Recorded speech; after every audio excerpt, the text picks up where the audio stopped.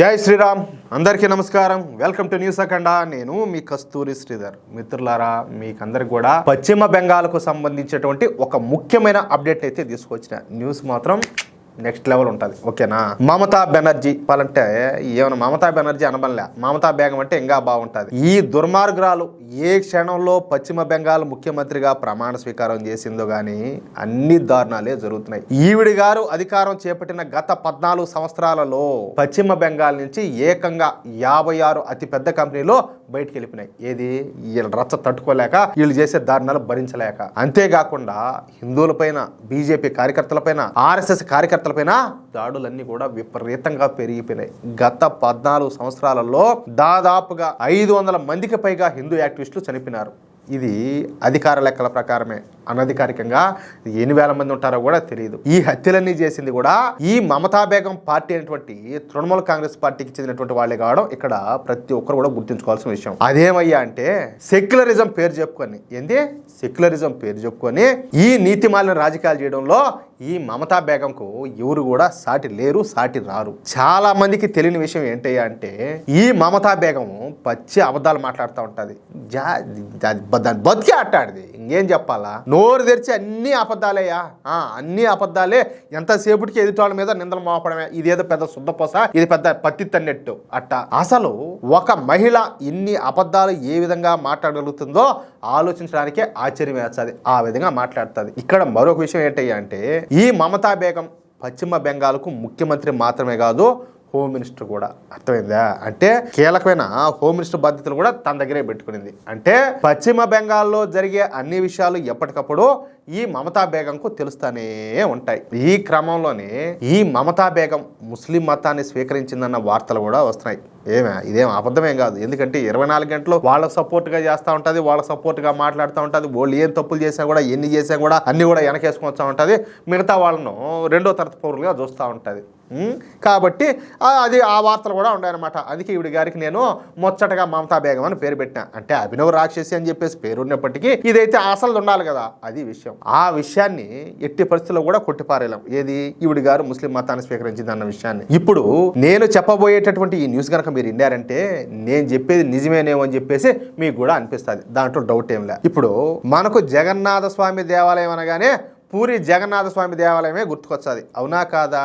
అయితే పశ్చిమ బెంగాల్లో భారతీయ జనతా పార్టీ శాఖ అతి పెద్ద రామ మందిరాన్ని నిర్మిస్తుంది. అచ్చం ఇప్పుడు అయోధ్యలో రామ మందిరం ఉన్నది కదా, అదే విధంగా అయోధ్య రామాలయాన్ని పోలినటువంటి దేవాలయాన్ని 50 కోట్ల రూపాయలతో భారతీయ జనతా పార్టీ ఈ పశ్చిమ బెంగాల్లో నిర్మిస్తారనమాట. దీంతో పశ్చిమ బెంగాల్లోని ప్రజలంతా కూడా బీజేపీ వైపు వెళ్తారని చెప్పేసి భయపడిపోయినటువంటి ఈ మమతా బేగం వెంటనే పశ్చిమ బెంగాల్లోని మేదినీపూర్ జిల్లాలో దిగా అనే పట్టణంలో జగన్నాథ స్వామి ఆలయాన్ని కట్టించింది.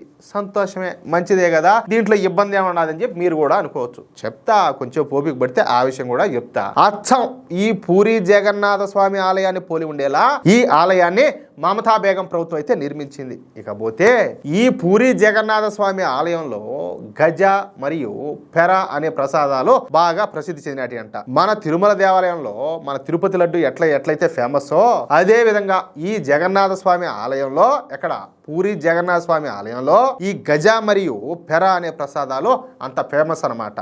దీంతో ఇక ఈ మమతా బేగం కూడా పశ్చిమ బెంగాల్లోని ఈ దిగాలో కట్టించినటువంటి జగన్నాథ స్వామి ఆలయంలో ఈ గజ అదేవిధంగా పెరా ప్రసాదాలను హిందువులకు అందించడం ద్వారా హిందువుల యొక్క మెప్పు పొందాలని చెప్పేసి భావించింది. సరే, దాంట్లో కూడా తప్పులేదని మీరు అనుకోవచ్చు. చెప్తా. ఇక 2 బాక్సుల్లో ఈ 2 ప్రసాదాలను పశ్చిమ బెంగాల్లో ఉండేటటువంటి ప్రతి హిందూ కుటుంబానికి పంపించిందియా. ఇక్కడే తిరకాసు ఉండాలి. ఒక్కొక్క ప్రసాదం బాక్స్ ఖరీదు వచ్చేసి 20 రూపాయలుగా నిర్ణయించారు. సరే, దానికి కూడా ఖర్చు ఉంటుందని కూడా మీరు అనుకోవచ్చు. కాదన్నం. ఈ విధంగా ప్రతి హిందూ కుటుంబం కూడా తప్పనిసరిగా ఈ బాక్సులను అయితే కొనాల్సిందే. దాంట్లో మరో మాట తావులేదు. ఇప్పుడు మన తిరుమల ప్రసాదం ఉండాలి, లేకపోతే అన్నవరం సత్యనారాయణ స్వామి ప్రసాదం ఉండాలి, లేకపోతే ఏదో అమ్మవారి ప్రసాదం ఉంటుంది. మనం ఇష్టపడి తీసుకుంటాం, లేకపోతే ఎవరైనా తెచ్చిన వాళ్ళు పుణ్యం కోసం మనకి ఎంత పంచుతారు. అవునా కదా? అంతేగాని కాదు కూడదు నువ్వు కొనాలన్నమేంది? సరే, దీంట్లో కూడా ఒక మతలబ్ ఉండాలి. ఇదంతా బాగానే ఉండదు అనుకుందాం. తీరా చూస్తే ఈ గజ మరియు పెరా ప్రసాదాలను తయారు చేసే కాంట్రాక్ట్ను ముస్లింలకు అప్పగించారు. అది కథ. ఏందే? ముస్లింలకు అప్పగించారు. అంటే ఈ ప్రసాదాలను ముస్లింలే తయారు చేస్తారన్నమాట. ముస్లింలే హిందువులకు అమ్ముతారు. ఒక్కొక్క బాక్స్కు 20 రూపాయలు వసూలు చేస్తారు. అంటే ఇప్పుడు జగన్నాథ స్వామి అంటే హిందువులకు సంబంధించిన ఆయన. ఆడ జగన్నాథ స్వామి గుడిలో ప్రసాదం ఎవరు తయారు చేయాలా? హిందువులు తయారు చేయాలి. ముస్లింలు తయారు చేసేది ఏంది, వాళ్ళు అమ్మేది ఏంది, ఆ ప్రసాదాలను ఖచ్చితంగా కొనాలి హిందువులంతా కూడా అని చెప్పేసి దానికి ఒక నిబంధన ఏంది ఇదంతా. ఇక్కడ ఇంకొక విషయం ఏంటంటే నిజానికి అవి ప్రసాదాలు కాదంట. అవన్నీ కూడా నాసిరకం స్వీట్లను తక్కువ రేటుకు కొనుగోలు చేసి వాటిని ప్రసాదాల పేరు చెప్పి ఆ ముస్లింలు ఈ హిందువులకు అమ్ముతున్నారంటయా. ఆడినా ఉంటుంది దారుణమా?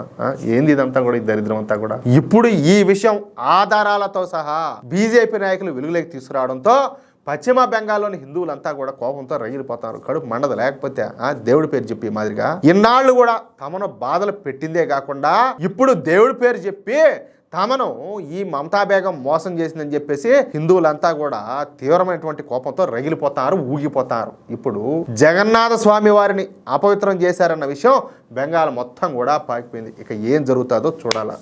పాపాల సంఖ్య పెరుగుతున్నాయి. ఏది శిశుపాలుడు కదా పాపాలు చేసినట్టు ఈ మమతా బేగం చేసే పాపాల సంఖ్య కూడా ఆ పుట్ట చిట్ట అంతా కూడా పెరుగుతుంది. అర్థమవుతుందా? కానీ ఏదో ఒక రోజు ఈ పాపం ఈ దుర్మార్గురాల్ని ఈ అభినవ శూర్పణఖను దహించక మాందు. అది ఖచ్చితంగా దీనికైతే అంత ఉండనే ఉంటుంది. దేవుడి ఆడ ఊరికే ఉంటాడా? ఈ విధంగా పాపాలు ఘోరాలు చేస్తా ఉంటేనా ఊరికే ఉంటాడంటారా? అది విషయం. చూద్దాం ఏం జరుగుతుందో. కానీ హిందువుల్లో ఐకమత్యం వస్తేనే వీళ్ళల్లో మార్పు రానంత వరకు ఆవిడ గారిని ఎవరు ఏం చేయలేరు. వీళ్ళల్లో మార్పు వచ్చిందా సచ్చిందే గొర్రె, అంతే.